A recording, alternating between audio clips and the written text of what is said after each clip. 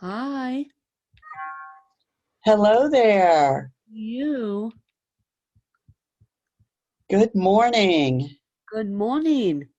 And I know I have you on my schedule, but because you popped up on Zoom, what is your first name?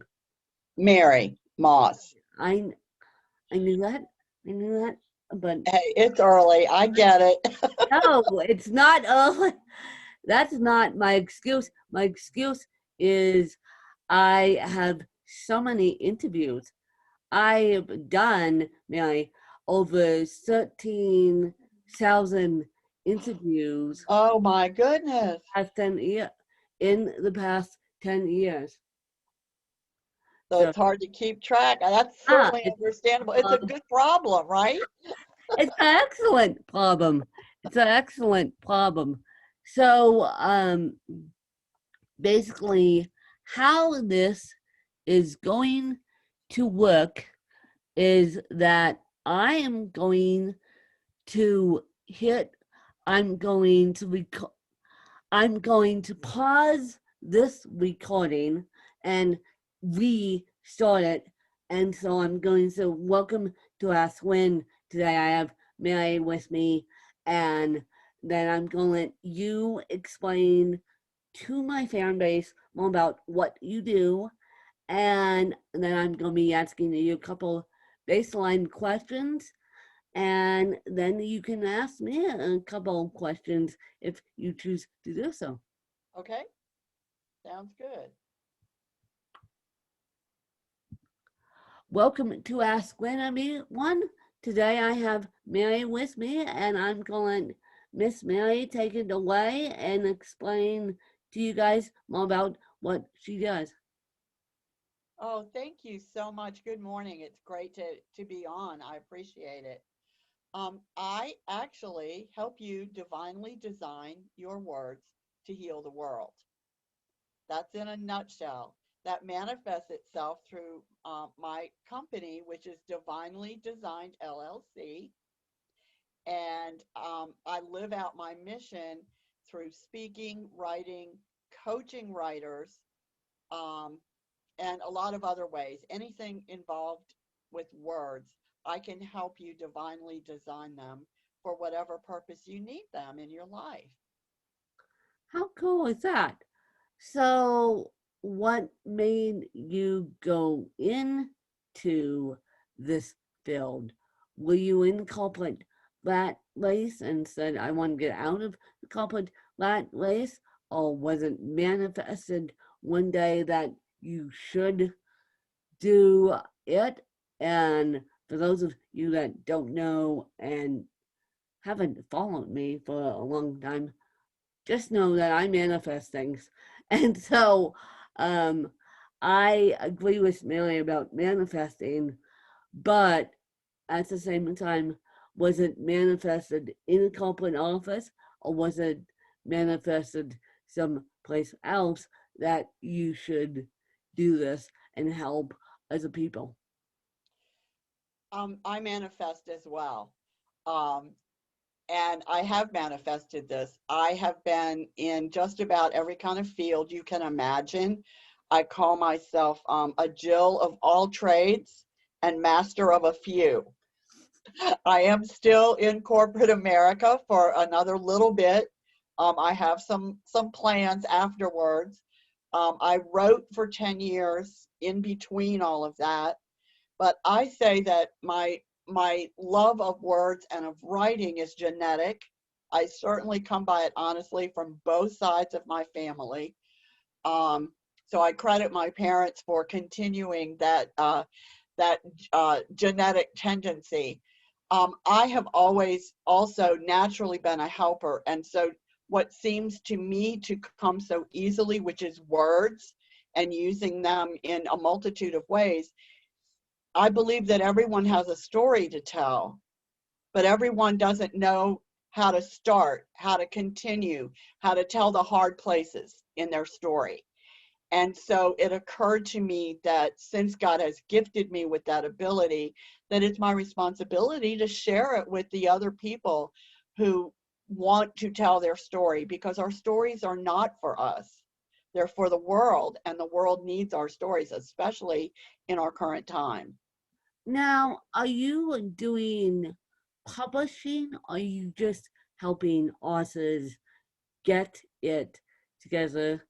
And I emphasize a word which I won't use, thank you very much, because everyone says to me and probably you that, oh, I want to write a book, I want to write a book. I just don't know how. Oh, I need to write a book. And then they look at me with cerebral palsy for, and by the way, I'm 11 times published author, all the way out on Amazon. Thank you very much. And so then they look at me or you and say, well, I want to do what Mary and Lynn are doing. So are you going to help authors get it together? Or are you going to help them publish their books as well, or their pieces of writing as well? I had to figure out what all that was, because I've self-published 2 books. Um, I don't mind doing it for myself. I don't want to do that for anyone else. That's not the fun part of that for me. What I specialize in is taking writers and helping them claim their identity as authors. Okay. So I do all that up front, like, okay, you want to write a book. Let's talk about that. And then I have several programs that can help them get to that point. I have a writers group on Facebook that I automatically invite them to join, to put them in the writerly space. And then I have a network of friends who specialize in editing, in publishing, in marketing. And so that has made it possible for me to help people through the whole process without actually doing the parts that are not my natural Okay. giftedness. So you help them get the words out on paper, then you, through your network, say, okay, I have a great cover designer. Okay, I Right. have a great media source. Okay, I have a great publisher. And when I said media source, I meant me, by the way. Um, and so, yeah, because people have the fear of writing a book, they just need the help. They just need Right. the accountability buddy. Right. They need the accountability, but to me, what has been the thing that I've discovered is that they need to claim their identity as an author. And that means they have to believe that their story is worth telling, Yes. and that they need to be empowered to tell their story their way. It's their story. And so many people are worried about, well, I don't want to hurt anybody's feelings. And I can help them work through that too. There are ways, as you know, as a media personality and a multi-published author, there are ways that you can say things without pointing fingers and naming names that allow the reader to understand the place that you're in when you're talking about that Yeah. situation. And so I also can help them with that, Yeah. the nuances. Well, you guys, I've been actually thinking of doing a special project that that actually was presented to me after I shared my story with my latest story with someone, and I've been thinking about doing a special project, but it's a tricky project just because of the dynamics of the situation, even though the situation is now public. And yeah, so I may enlist Mary to help me with the special projects because you brought up a good point. There's ways to do it without pointing the finger. And that's what I need. That's Yes, what I need. I need a little, I don't necessarily need accountability buddy, but I need obviously. a little, um, let's just say I need a little undercover without pointing the finger. Right, right. Yeah. So, Yes, that again, I just recognize that's an area that I've been gifted with. And it really, I just within a casual networking conversation, in a group that I'm a part of. And one of the women was saying, well, I experienced this unfortunate situation, but I lived, grew up in a small town. And if I write about it, everyone will know. And so I just kind of threw out a couple of suggestions. And she said, wow, you need to do a class on that. yeah. So I was like, okay, I'll do a class on that. So Well, yes, I'd love to help you with a special yes, project. because this special project is it's public, but at the same time, it's not written down. And I am getting ready to tell the story. I am getting ready to actually potentially interview one of the witnesses to this story, and but I need to keep it um, detective to the public because um, and I need to keep it detective to the public, but I don't need the accountability, buddy. I just need the Right. detective part. And when I'm ready to release it in a book format, you're gonna be the one that's going to help me with the detective. Yay. I would be thrilled to Yeah, do that. because I just realized as I was standing in on a pathway yesterday. Yesterday, I did something that would change my life forever, and I'm as I was standing on the pathway with a bunch of people who knew me and who knew the situation, except for one person. I'm like, hello, you now need to talk about this situation, not only publicly on podcast, but in a book. Definitely. Yeah, Definitely. Especially, it's so important to do that because you never know whose life you're going to impact by that. no, I Because a lot of times people don't ever heal from a situation until they hear how someone else overcame it. I never knew that my story of having cerebral palsy would impact people so much on a daily basis. Yes, yes, exactly. Um, we always, I think people tend to see whatever situation they're in as a limitation rather than understanding that, well, if I can do this, like, okay, so what was your excuse, your reason, your limitation again? If I can do this, so can you. And it's not just physical disabilities, it's mental illness or, other things.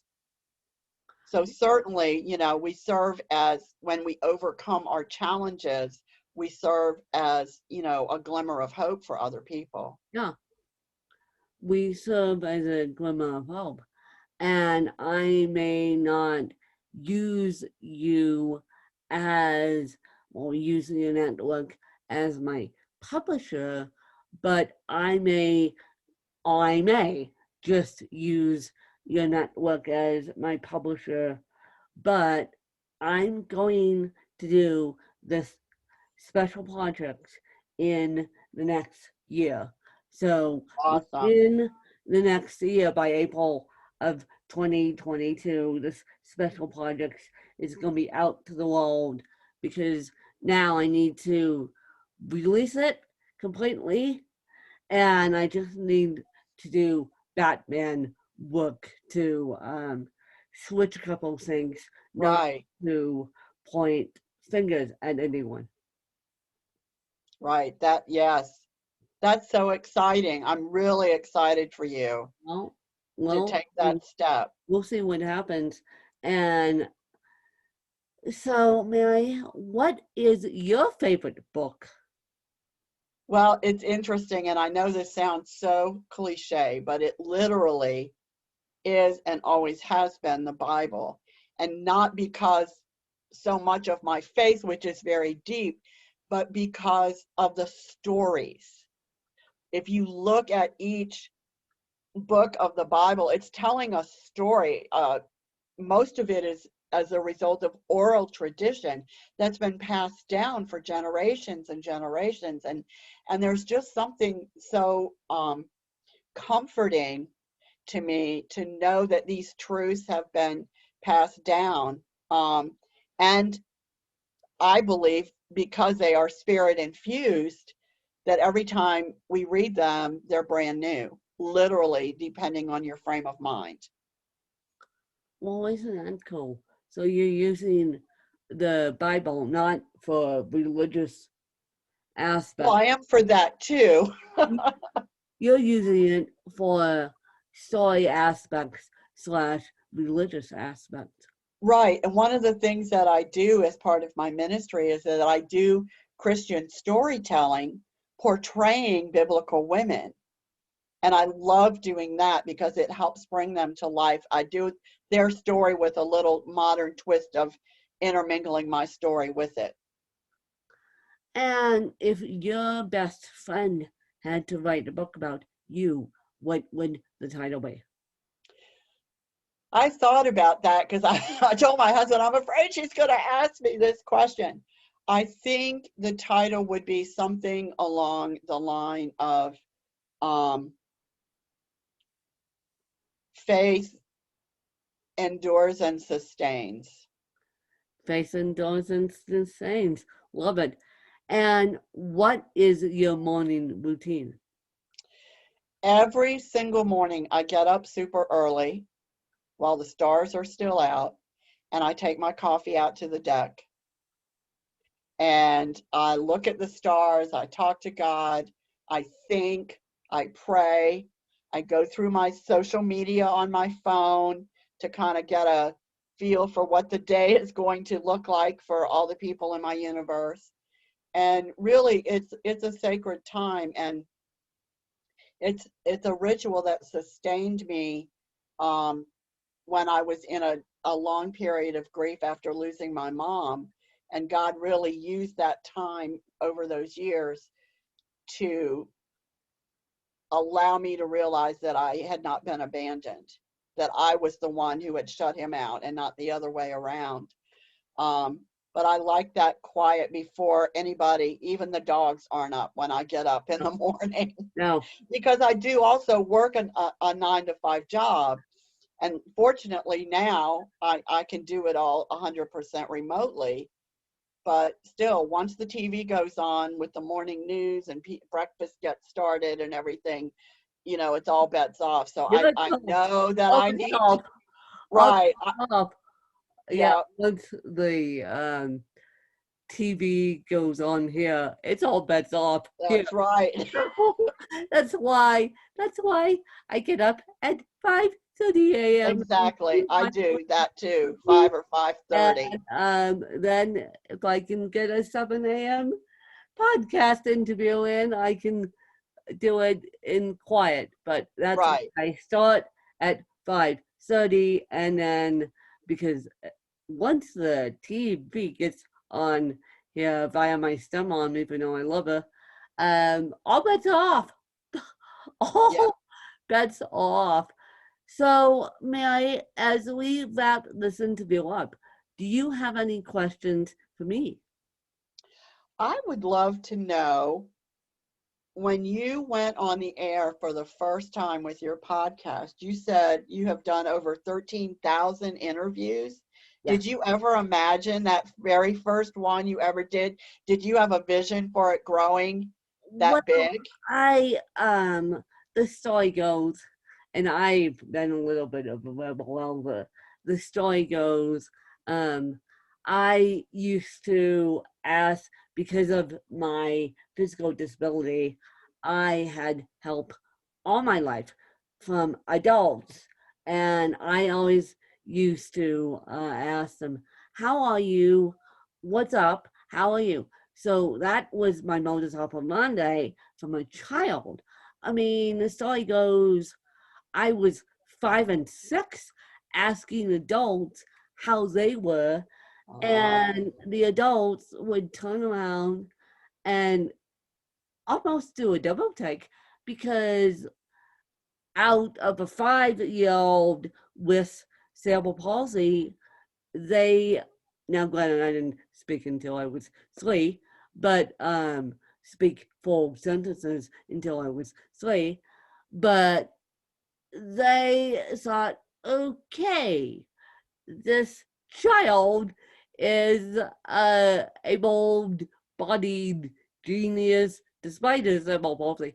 So when I started this back in 2010, after I published book number 1 and learned about how you should market said book and how you should do it the correct way instead of letting Amazon collect dust. Um, I never expected, and I interviewed one of the big self-published authors in um, in the UK. Her name is Joanna Penn, and it's a podcast that I listened to when I was writing my book, figuring out how to do it. And I still listen to it to this day. wow. The Creative Pen, that's her podcast, The Creative PENN, out of the UK. And you guys can go Google it and you'll see it pop up.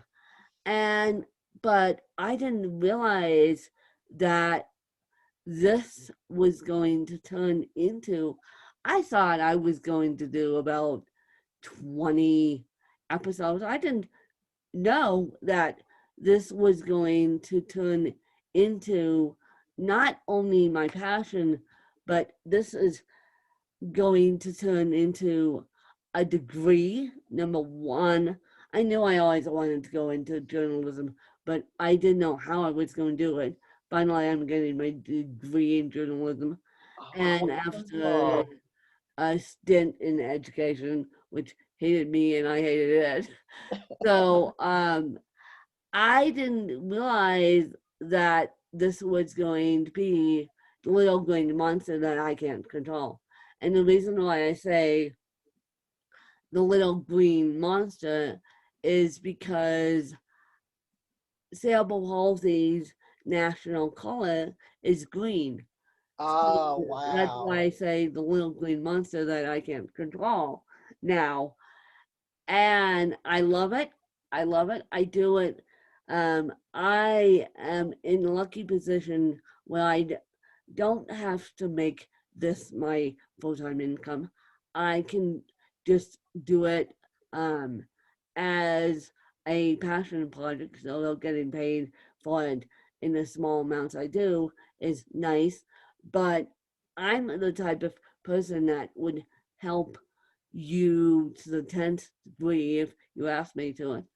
And so I am the type of person that I didn't realize that this was going to be as big as it was. And, but I'm also the type of person that when I get on a mission, I see it through. That's awesome. That's awesome. Probably if you had realized what it was going to grow into, you might have uh, kind of shied back from it and said, "Oh, no, wait a minute. That's bigger than I had envisioned." Oh yeah, this is yeah, and this my fan base knows that I'm actually selling my house and moving, and I'm going to get Wow. a office with a door because right now my office is at the bottom of a hallway. And I said to my son, Mom, I said, when we do this move, no matter how we do it, I don't care if you come and live with me. I don't care if you have my stepsister live with me. I don't care. I just need an office with a door. She looked at me as I she looked at me as if I was half crazy. She knows the way I do. She knows the way I do. And I'm like, yeah, I need an office with a door. Give me an office with a door. And give me a handicapped accessible house and a bed to sleep in and people to help me. I'll be happy as a clam. Oh, I love it. That's great. That's great. So yeah.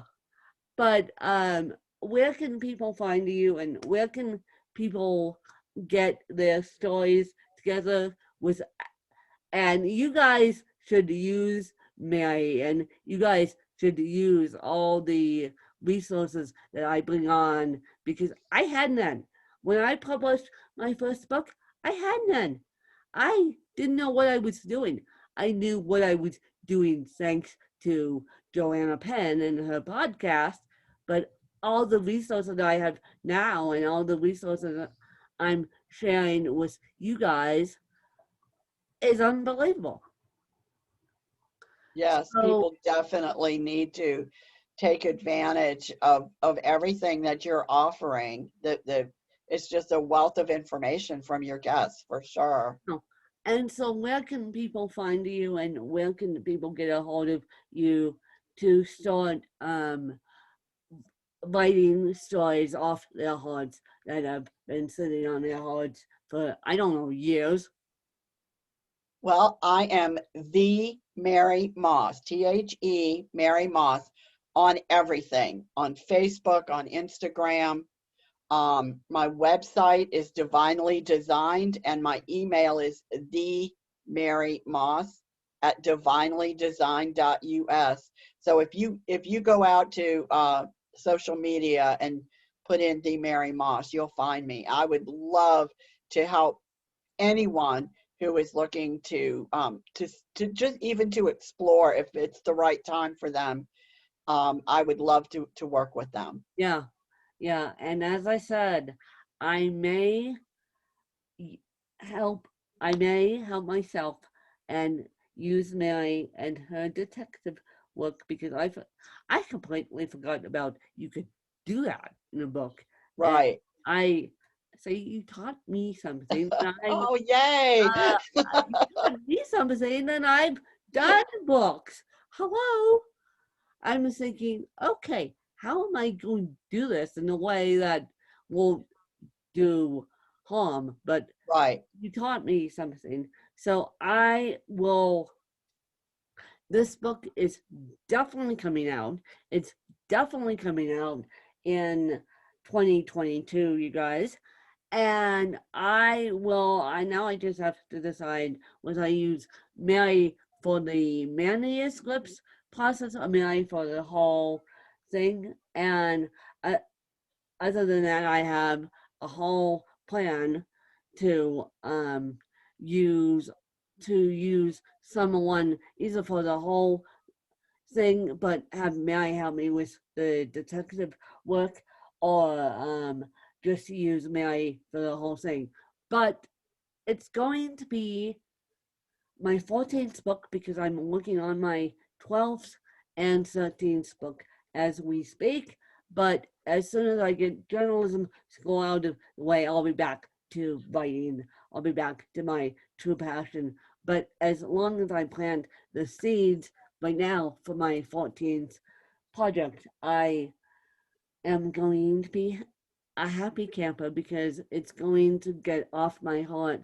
I have done so much soul searching. I have done so much counseling work on this particular subject, and I have presented it to you guys. And so now it's time for it to be in a book. so that That's people great. don't don't listen to podcasts. They can hear it. They can um, get out of the situation that I was in, because now it's time. Now it's time for me to take my story with this particular situation to the next level. Yes, that's wonderful. That's wonderful. And you answered my next question. You work the way I do, and I think most authors. I'm working on 2 books at a time, and I switch back and forth. So I think we all have multiple books in us. Yeah, multiple books. And so I have decided this 14th book is going to be a little bit of a novel because of the premise, and let's just say that Mary's gonna get a new client because of, yay, she's clapping her hands. Novels new clients, people. And so just because of the nature of the beast and how I'm going to do it. But I think this story needs to be told in a novel, and I'm ready to tell it. That's wonderful. I'm super excited for you Well, and for me. I appreciate you guys, and I hope you enjoyed this episode with Mary. And I will catch you guys next week. Bye, you guys.